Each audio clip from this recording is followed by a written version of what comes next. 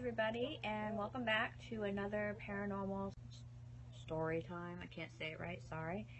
And in this story, I'm going to talk about an experience that happened when I was just an infant and I was a baby, and it like puts chills down my spine thinking about this because I'm very spiritual, religious. I don't really classify myself anything, but I believe in God, and I definitely believe in the devil. I definitely believe that there's demons out there. I definitely believe in bad things. And my dad told me this story a while back, and I have two stories here I can tell you about what happened with my dad when he was younger. So I'm going to go back and tell you the first story that happened. My dad was really, really young, when he was like about 19, 18 or so, and this is like back in the 70s. So think about like there's only landlines and stuff there. You plug them in the wall. There's no cell phones, no nothing, like no internet, nothing like that. 70s. So my dad was a big Bible thumper, and he lived out in San Diego at this time where he met my mother. And long story short, he pissed off some like Satanist type people that were at like this campus, I guess, that he went to at college or something. I don't know the whole details about that, but supposedly he pissed some people off that he shouldn't have pissed off, because he is very like forceful with his opinions and his beliefs, and this is the right way that you believe in things, and he's very hardcore Christian and very hardcore God, and that's great. My brother's the same way. All right, so I have to close the window so that that's. Why are people with motorcycles so fucking obnoxious? Just a thought. Just thought of the day. Why are they so fucking obnoxious? I love bikes. I think they're great to ride on, but people with motorcycles are extremely fucking obnoxious. I just saying. Anyway, so what happened with my dad anyway is that he pissed off the wrong person, or people, and he got a phone call, and they were chanting over the phone, and my grandmother, my grandfather were there. They're no longer alive, but when they were alive, they even told me this story. And they kept calling the landline, and they were chanting and saying, "We're gonna eat your brains, we're gonna eat your guts, we're gonna tear you apart and rip off your skin," like all this gross, like really morbid, gruesome, gory stuff that they were saying they were gonna do to him, and there was chanting going on in the background. And he just finally got so fed up with this because they kept calling and calling and calling that my grandmother was like, "Fuck this shit," pulls the landline out of the wall. My dad has this receiver in his hand. It's still chanting, and it's still saying the stuff. Think about that for a second. How the fuck is that happening? So, of course, he freaks out. My grandmother freaks out, and my grandfather freaks out. They all think this stuff is like, what the fuck did you do? They're looking at my dad like, who the fuck did you piss off? Because this is some creepy fucking shit. This is not normal. This is some paranormal, weird, Satanist, demonic shit going on. They take the phone. I think they threw it in the trash or something like that, or they put it somewhere. They threw it out the window. Something. They got rid of that shit. They threw that phone far, far away because it would not stop. And God, I couldn't even imagine how frightening that must have been. And the second story I can tell you is my dad. My dad has a lot of stories of things that have happened to him. That's why, like, he's like a medium, but he doesn't like being one. He doesn't like having things happen to him, but they come to him, and they come to him very forcefully when they do.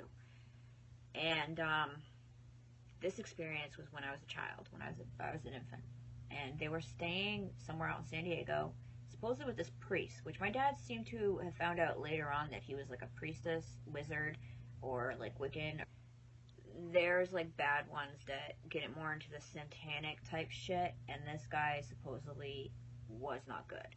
So he was like a high priest or something bad, and he was high up there. Well, my parents didn't know this. They just I don't know how they went about meeting him or whatever, but they took my parents in for like the night.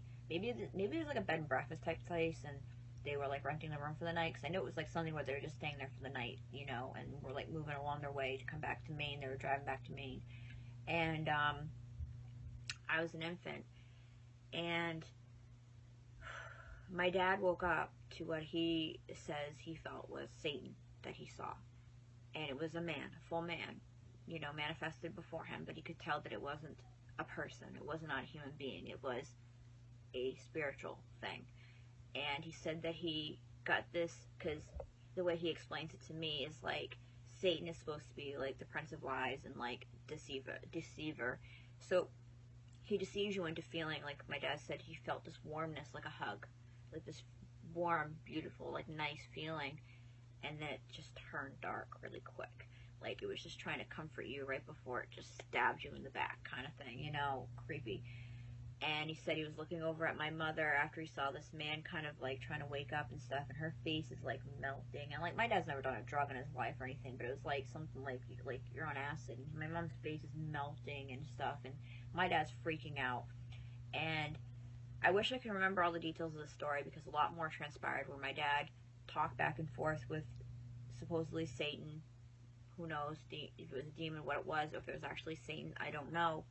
But he had spoken back and forth with him, and he was trying to give him doubts in his mind about my mother, saying she'll betray you, she'll hurt you, you know, get away from her, leave your family, things like that. And then Satan, or the man, whatever it was, spirit, went into my room. And my dad rushed up and got up to go, like, what the fuck, get away from my kid.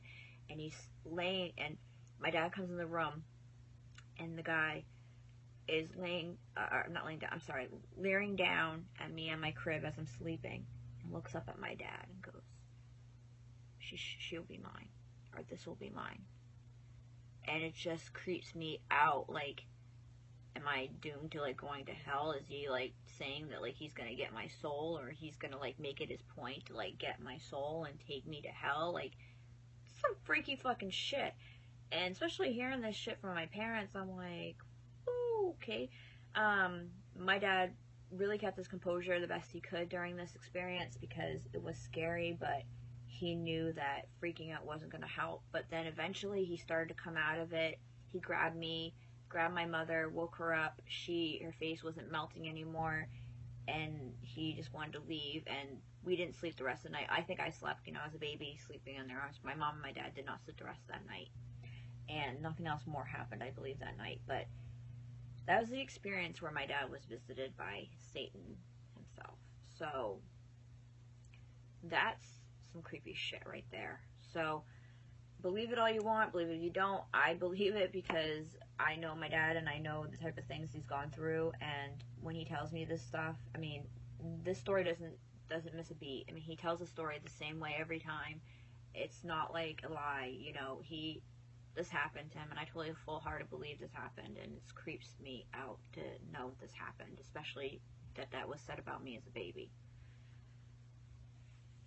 Okay, so anyway, if you like this story, or have ever had any experience with any type of Satanist type things, or Satan, or if you believe or don't believe in Satan, or what you believe about this, or anything you want to just add to the story to say, feel free to leave a comment below, and please subscribe, and that way you can catch up on all my other paranormal videos and other story time videos. I do other story times. I do have plenty of other kind of like funny, kind of silly, ridiculous stories, scary stories, and paranormal stories. So anyway, thanks again for coming by, and I love you all. Thank you.